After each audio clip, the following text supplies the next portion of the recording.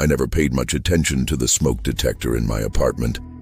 It was one of those things you only noticed when the battery started dying and it let out an annoying chirp every few minutes. The detector sat quietly on the ceiling of the hallway connecting my bedroom and living room. I lived alone in a small apartment in Portland, Oregon, and my life was painfully ordinary. Nothing strange ever happened there, which is why I remember the first voice so clearly. It was just after midnight on a Tuesday when I heard a faint crackling sound coming from the hallway.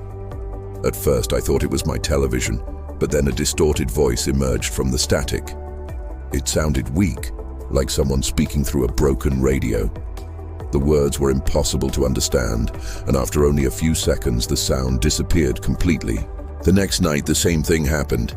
This time I stood directly beneath the smoke detector when the crackling started. I was certain the sound was coming from it. I recorded everything on my phone and spent hours listening to the audio. After increasing the volume and filtering the noise, I finally understood one sentence. The voice had said, "Don't open the front door tomorrow." The warning sounded ridiculous, and I assumed it was some strange radio interference. Still, the message stayed in my mind throughout the next day. The following afternoon, someone knocked on my apartment door. Through the peephole, I saw a delivery man holding what looked like a package. I didn't remember ordering anything, and the warning from the detector immediately came back to me. Instead of opening the door, I asked him to leave the package outside. He stood there silently for several seconds before walking away. 5 minutes later, I checked the hallway, but there was no package. The man had vanished.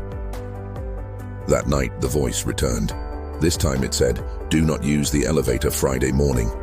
I wasn't sure why I listened, but on Friday I took the stairs instead of the elevator. Halfway down, I heard shouting. Residents were gathered around the elevator doors. The elevator had malfunctioned and become stuck between floors with people trapped inside. Nobody died, but the timing was impossible to ignore. The voice had been right again. Over the following weeks, the warnings continued. Sometimes they seemed small and insignificant. The voice told me to avoid certain roads, ignore certain phone calls, and stay home on specific evenings. Every prediction eventually proved accurate. Soon the warnings became personal. One night the voice said, "Trust Emily." Emily was my younger sister, and we hadn't spoken in nearly a year after a bitter argument. 2 days later she called unexpectedly. Normally I would have ignored her, but because of the message I answered. We spent hours talking and eventually repaired our relationship. Another warning told me to visit my mother. When I did, I discovered she had been hiding serious health issues. The voice seemed to know things no ordinary person could possibly know. I became obsessed. Every night I waited beside the smoke detector with a notebook. I carefully recorded every warning and every event that followed. My co-workers noticed my strange behavior. Friends complained that I was becoming distant. They didn't understand that I was receiving information from something impossible. The voice never explained who it was or how it knew the future. It simply delivered warnings, and those warnings were always correct. Then one night, the messages changed. Instead of warning me about accidents or phone calls, the voice said, "Someone is watching your apartment." I immediately checked the windows, but saw nothing unusual. The next evening, the voice repeated the same warning. This time, I grabbed binoculars and looked toward the building across the street. In a dark window, I noticed a motionless silhouette staring directly toward my apartment. Before I could get a better look, the figure disappeared. A few days later, the voice delivered another disturbing message.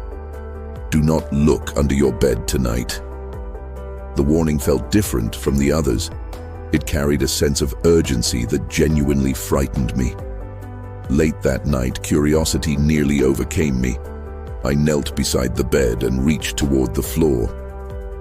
At the last moment, an overwhelming sense of dread stopped me. I climbed back into bed without looking. The next morning, I regretted it. I wanted answers, and I was tired of obeying every instruction. The following night, I ignored the voice completely. It warned me not to enter the basement storage area of the building. Determined to challenge it, I grabbed a flashlight and headed downstairs. The basement appeared empty until I noticed one storage unit door standing slightly open. A horrible smell drifted from inside. When I shined my flashlight through the opening, I froze. Hundreds of photographs covered the walls. Every photograph was of me. Some pictures were recent, while others had clearly been taken years earlier. They showed me walking to work, buying groceries, sitting in restaurants, and even sleeping inside my apartment. Whoever had collected them had been watching me for a very long time. Suddenly, footsteps echoed through the basement. Panic took over. I ran upstairs and called the police. When officers searched the storage unit later, it was completely empty. Every photograph had vanished. After that discovery, I wanted to move out immediately, but the voice stopped me. "Stay," it said. "Leaving now will make things worse." Against my better judgment, I listened. The messages grew stranger with each passing night. Sometimes the voice recited memories from my childhood. It repeated conversations nobody should have known. It mentioned private family secrets and details I had never shared with anyone. Hearing those memories spoken aloud felt impossible. Eventually, I gathered enough courage to ask a question. One night when the static began, I looked directly at the smoke detector and said, "Who are you?" For several seconds, there was only silence. Then the voice finally answered, "You already know." The response sent chills through my body. For the first time, I noticed something familiar about the voice. It sounded like me. I spent hours comparing recordings to old videos and voicemail messages. The more I listened, the more obvious it became. The voice used my accent, my speech patterns, and even my mannerisms. It sounded exactly like an older version of myself speaking through the detector. I desperately tried to convince myself it was a coincidence, but deep down I knew it wasn't. Then came the most frightening warning of all. Do not answer the knock on June 21st. The date was still 2 weeks away. Every night afterward, the voice repeated the same instruction. Ignore the knock. Keep the door locked. Do not let him inside. Whatever was coming on that date terrified the voice more than anything else. June 21st finally arrived during a violent thunderstorm. Rain pounded against the windows while lightning illuminated the apartment. I spent the evening sitting alone in darkness. Midnight passed. Then 1 o'clock. Nothing happened. I started believing the danger had passed when 3 slow knocks echoed through the apartment. My heart nearly stopped. Through the peephole, I saw a man standing in the hallway. The moment I saw his face, I stumbled backward in horror. The man was me. The stranger outside began speaking. He had my voice, my face, and even the same scar beneath my chin. "Please let me in," he said. Suddenly, the smoke detector erupted with static. "Do not open the door," the voice shouted. The man outside pounded against the door and yelled that he was trying to save me. Both voices sounded identical. Both claimed to be helping me. I had no idea which one was telling the truth. Then the static abruptly stopped. For the first time in months, the smoke detector fell silent. A new voice emerged from it. A woman's voice, calm, cold, and completely unfamiliar. "He wasn't supposed to figure it out," she said. At that moment, every electronic device in my apartment switched on, the television filled with static. My phone vibrated violently. Cracks spread across the walls, revealing endless copies of my apartment hidden behind them. Inside every apartment stood another version of me, staring toward a smoke detector. The woman's voice laughed softly and whispered, "You finally noticed. The last thing I remember is the front door bursting open as my double rushed inside." The walls collapsed around us. Countless versions of myself turned toward the source of the woman's voice as reality folded together like pages in a book. Then, everything went black.